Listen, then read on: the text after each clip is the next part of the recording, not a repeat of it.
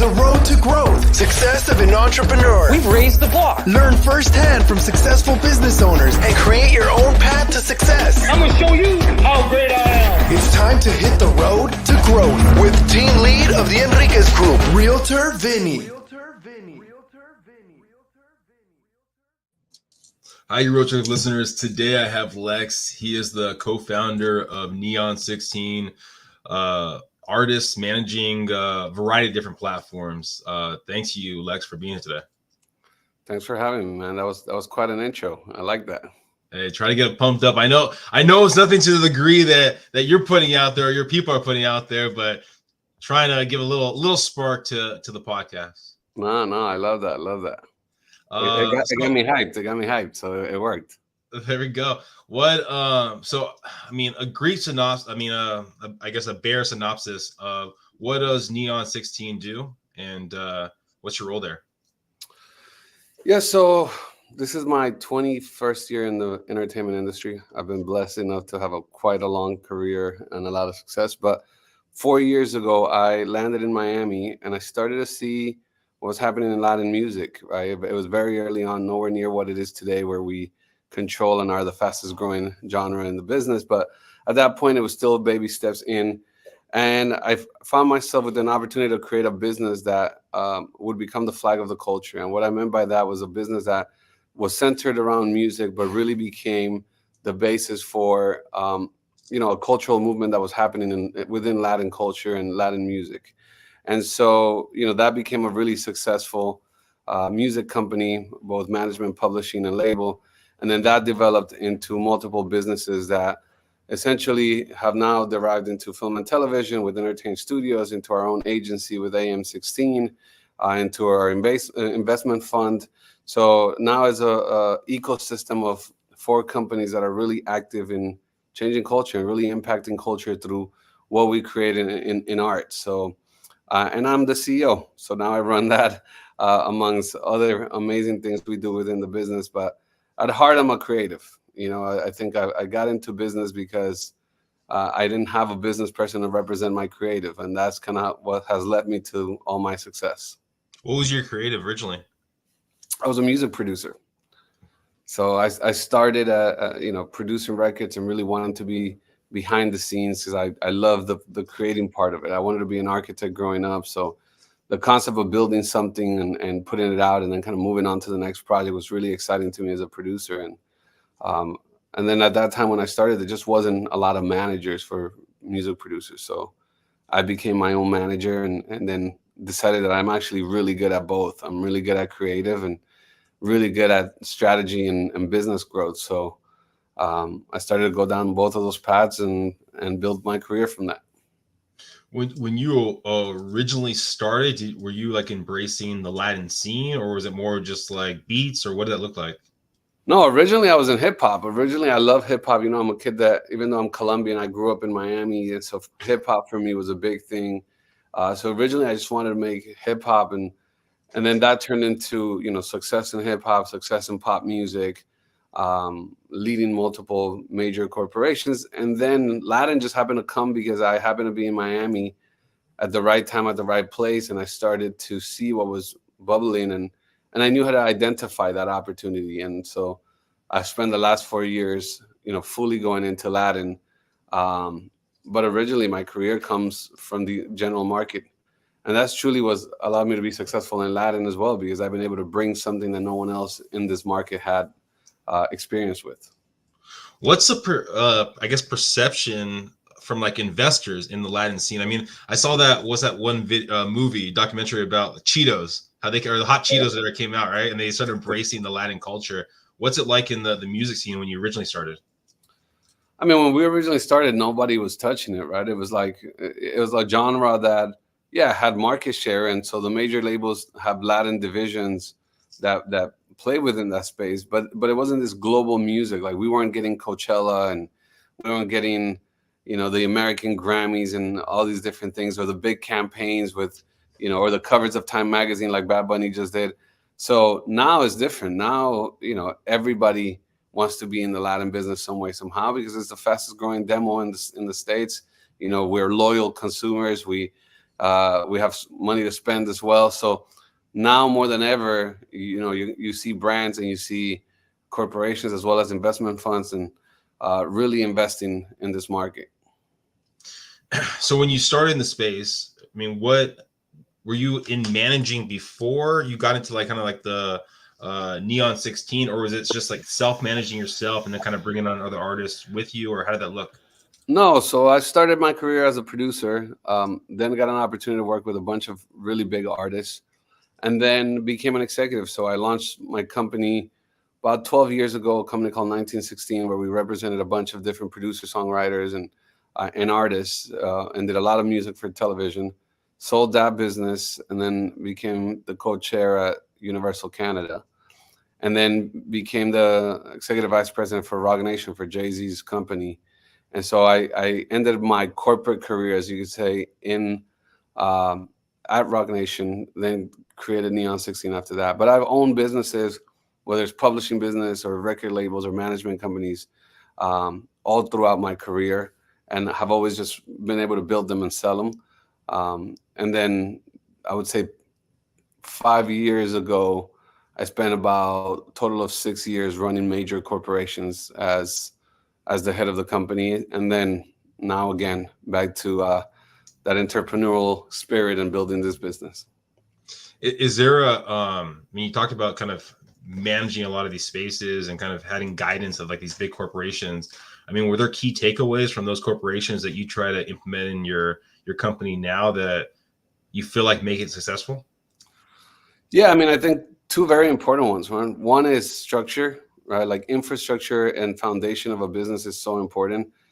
You see this happening so many times.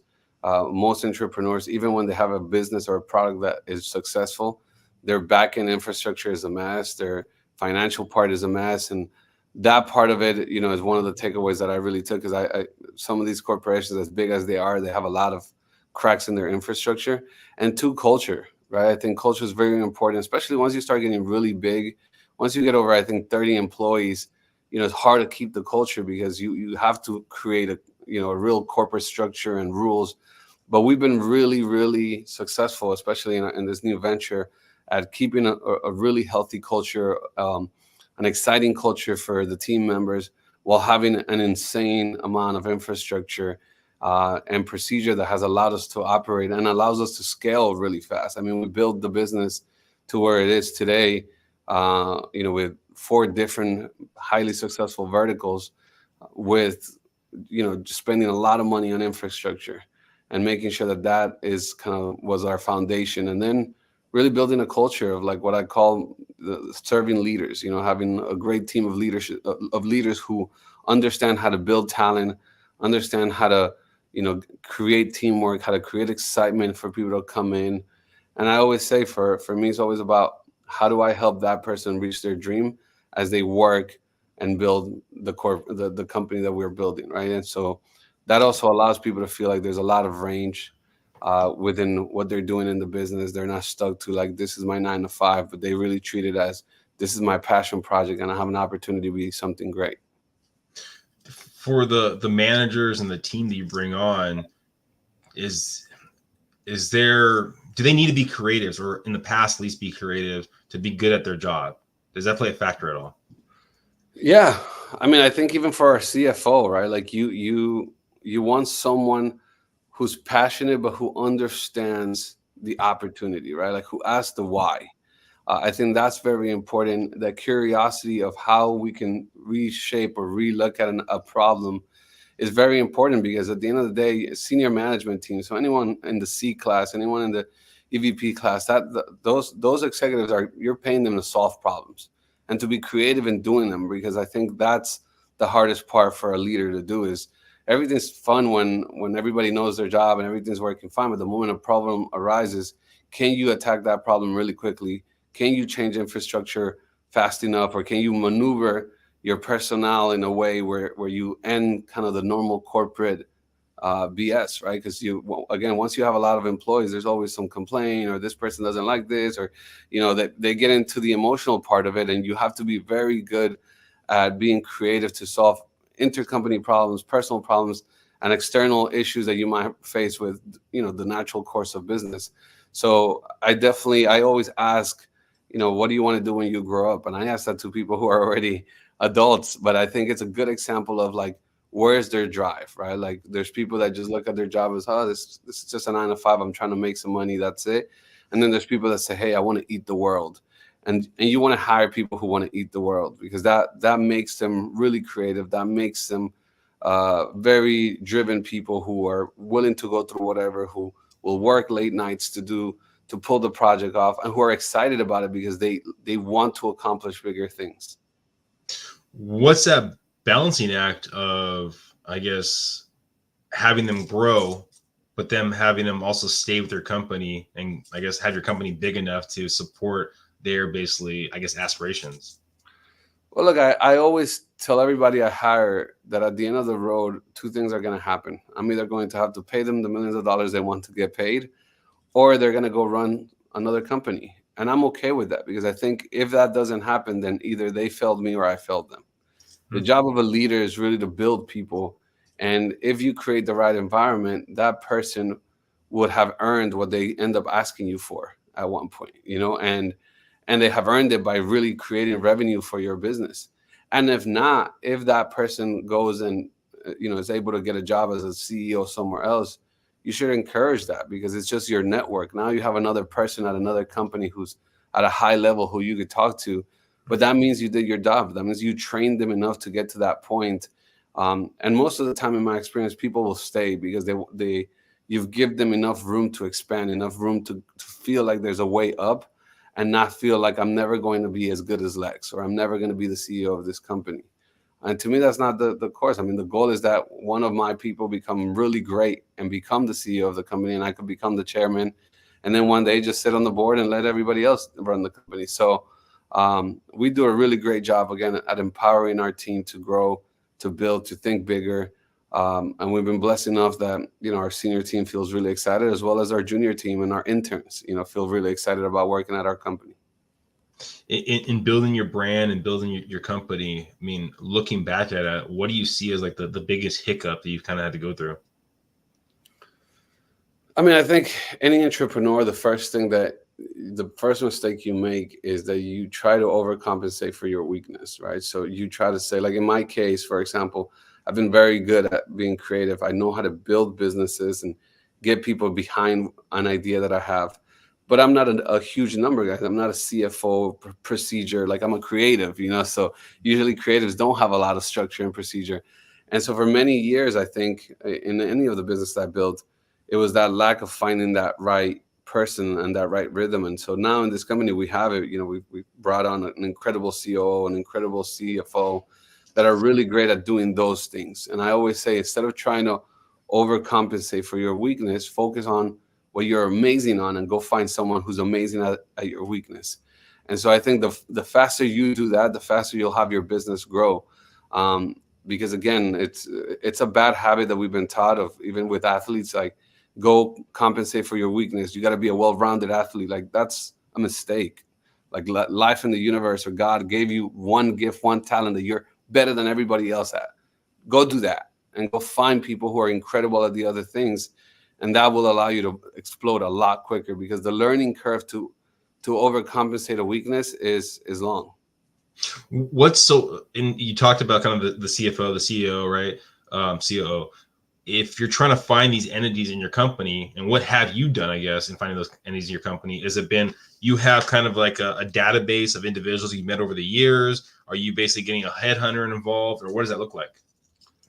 Honestly, I've been blessed enough that whenever I said I needed a certain position, I just started looking and talking to people and meeting them. And I'm huge about that interpersonal connection with someone. So, even though we've used a headhunter before, the results haven't been what we wanted, because, they're checking off all these attributes or things that they have in their resume, but it doesn't talk about the person and what they actually do. And you'll find in a lot of corporations, especially in entertainment, that you'll have someone with a high level title, but who's really not that good, who just gotten really lucky, who's been at the right time at the right place, and the right artist happened to walk in. But it's not like they know how to develop an artist. It just they got an artist who already had their whole idea, and they just happen to be in a position to cut them a bigger check than the next person. So then they come with that credit and they say, oh, I signed, I don't know, so-and-so.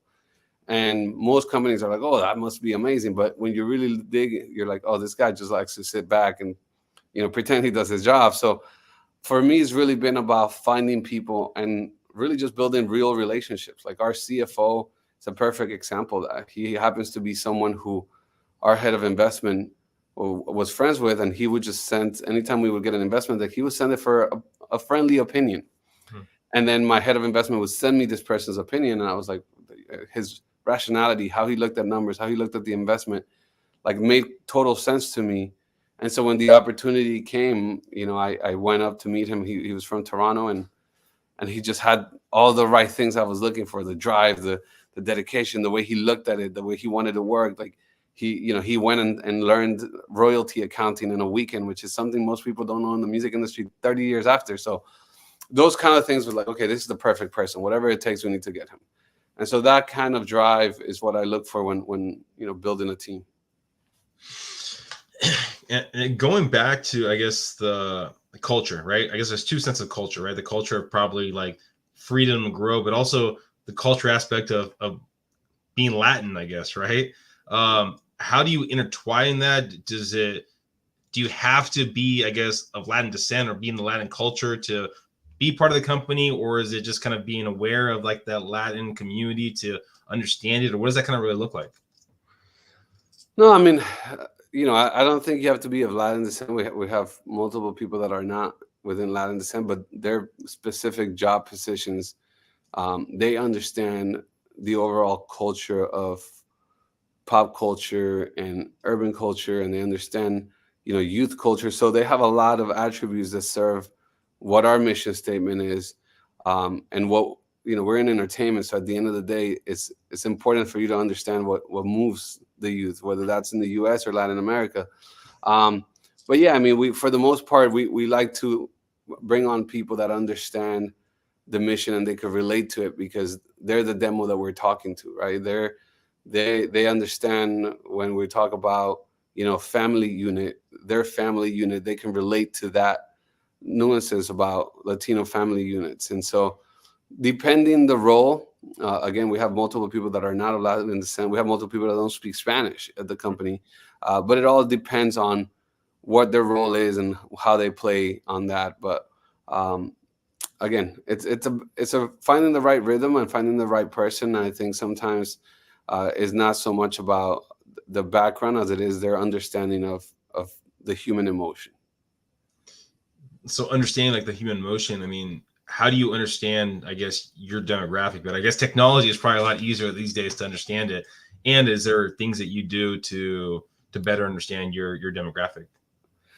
I always say, I mean, obviously we use a lot of technology and we test a lot of things, but I would always say, look at yourself in the mirror, and you tend to be a really good marker for how things move, right? Let's always tell my team, if you would never, like, if you don't share this Instagram post, if you would have seen it randomly and you didn't work at the company and we posted this podcast, and if you're not wanting to share it, that means that nobody else is going to share it. So, what are you doing to make sure that the clip we cut from this podcast is so impactful that you would want to share it if you randomly scrolled by it?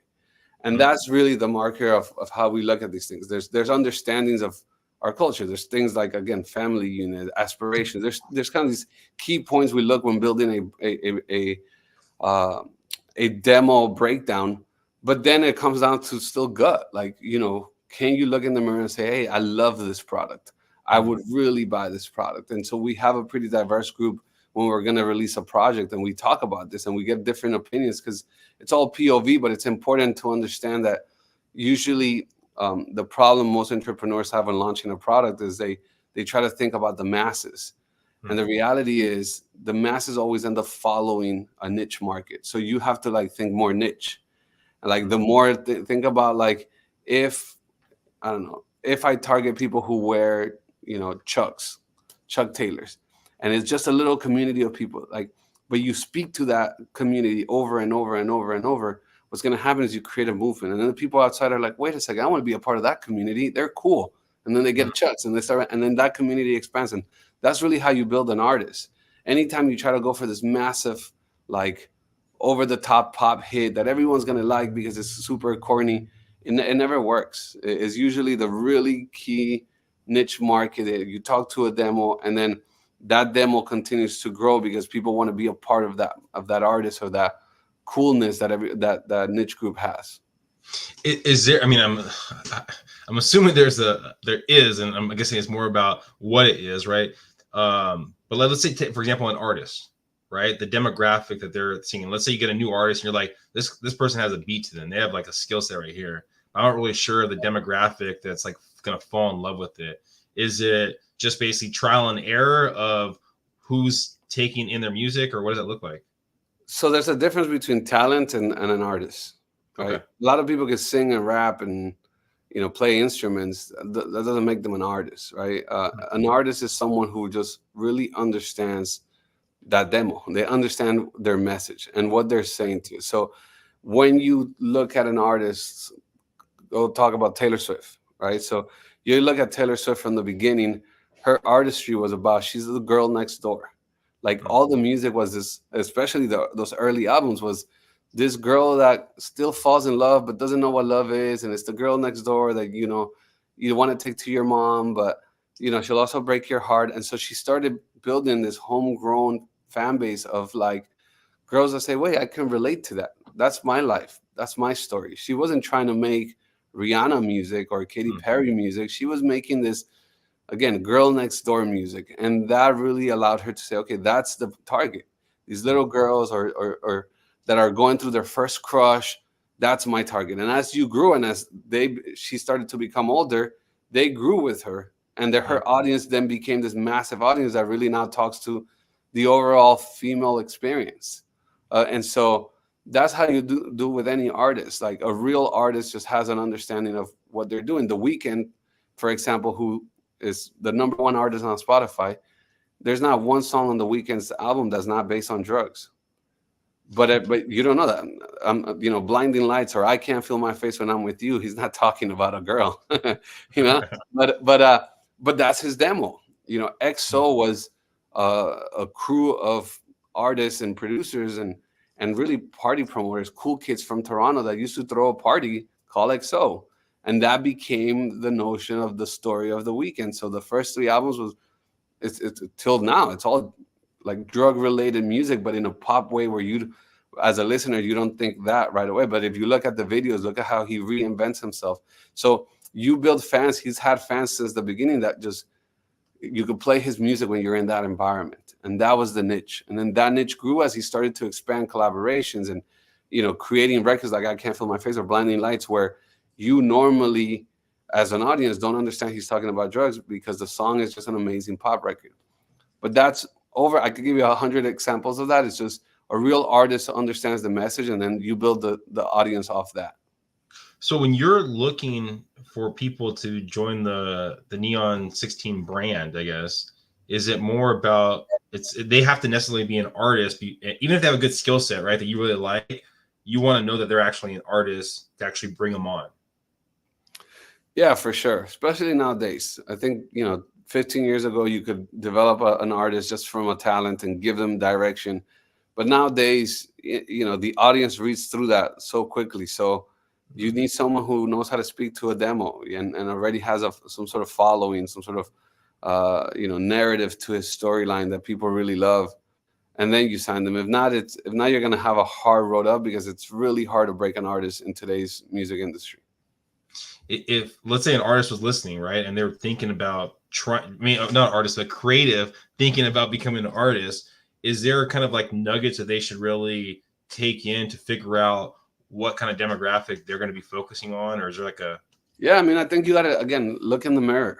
Like stop trying to be everything that everybody else is, and just sit in the mirror, put a journal in front and try to think of like, what things do I like? Okay, I like playing video games. So I'm going to make sure that I speak to people that like playing video games. What else do I like? Well, I'm not really a party person. I like to be home, and I like to hang out with my friends playing sports. So I'm going to talk to that demo. Like, what kind of music would I want to hear when I'm home, chilling, hanging out? Like, or to the contrary, maybe I'm a party animal. So everything I'm going to talk about is being in the club, popping bottles, because that's my life and I can sell that life.